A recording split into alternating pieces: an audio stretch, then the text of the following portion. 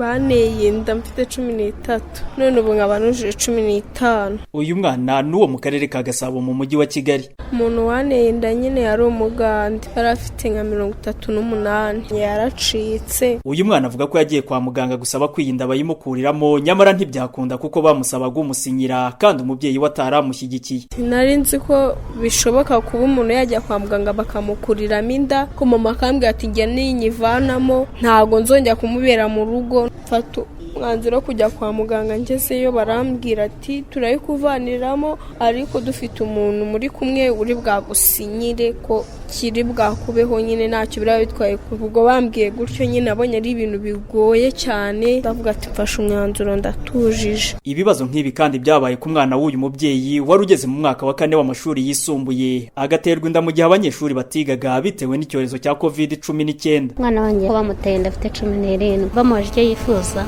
ababwira ko yifuza kuyikuramo. Nanjye babimbaje ndavuga ntabwo icyo kintu ntagisinyira, ngasubira ku ishuri. Ageze ubuzima buramunanira kubera kuruka guhurwa, biba ngombwa ko dushaka muri regime mvura ubushobozi. Arataha aza gutegereza kubyara arabyara. Ibyabaye kuri aba bana bombi nyamara binyuranyije n'iby'amategeko ateganya, nk'uko bisobanurwa na Sengoga Christopher, umunyamategeko akaba anakuriye ishami ry'uburenganzira n'amategeko mu muryango utari uwa leta wita ku guteza imbere ubuzima mu Rwanda HDI.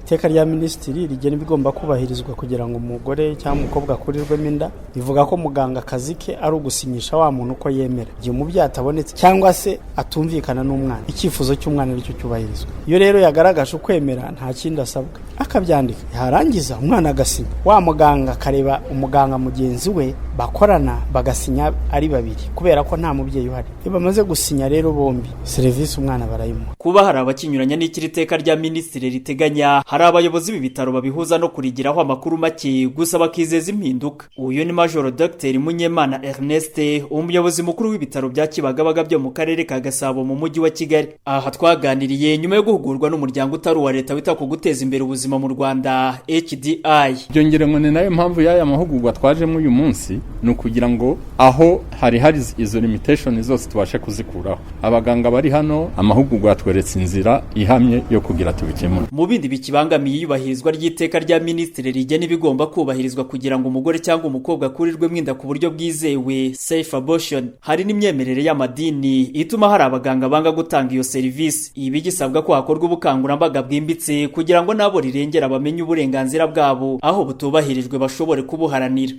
Inosa Habumugisha, Radio Salusi, i Kigali.